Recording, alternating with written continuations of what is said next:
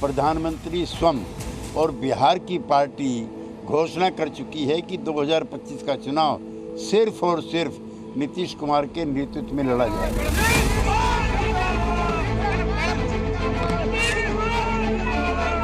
नीतीश कुमार की ही अगुवाई में 2025 का बिहार में चुनाव लड़ा जाएगा।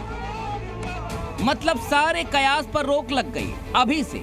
मतलब अब नीतीश कुमार ही 2025 में बिहार विधानसभा चुनाव का चेहरा होंगे।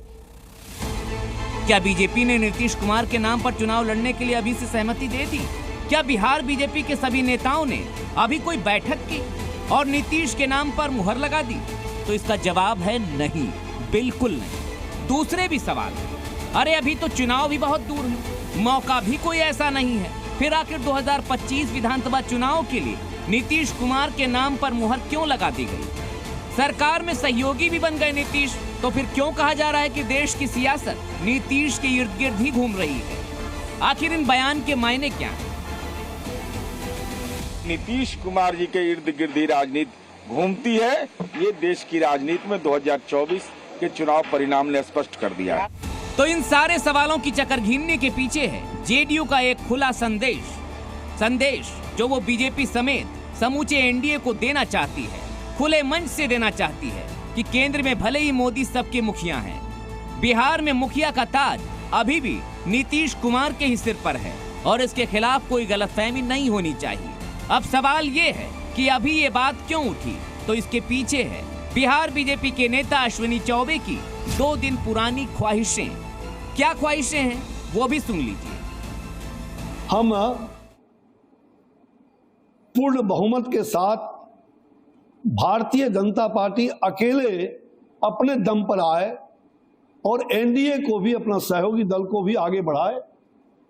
ये हमारी मंशा है। पार्टी के संगठन को, पार्टी में आयातित माल जो है वो हमें कभी बर्दाश्त नहीं। ये जो बयान है ना, इसी बयान के बाद आज जेडीयू के कार्यकारी अध्यक्ष के नाम की घोषणा वाली बैठक में 2025 की भी घोषणा कर दी गई। हम छोटे मोटे नेता के वक्तों पर बयान नहीं देते, प्रधानमंत्री एनडीए के सबसे बड़े नेता हैं। लेकिन क्या सिर्फ अश्विनी चौबे के नाम पर जेडीयू की तरफ से इतना बड़ा बयान आ गया?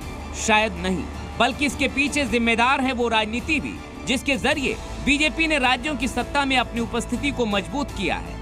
इसी पर आरजेडी ने भी जेडीयू को नसीहत की घुट्टी पिलाई। जेडीयू को सोचना है, बीजेपी तो वैसे भी सभी क्षेत्रीय दल को समाप्त करना चाहती है, जेडीयू को ही समाप्त करेगी बीजेपी, ये सबको पता है। अब आदरणीय नीतीश कुमार जी को सोचना है कि क्या करना है। जेडीयू बिहार में अपने अस्तित्व को लेकर कितनी सजग और सतर्क है, उसको इस बात से भी समझ सकते हैं कि जेडीयू की 2 दिन की राष्ट्रीय कार्यकारिणी की बैठक में 2025 चुनाव में नीतीश कुमार के नेतृत्व का मुद्दा उठाया गया।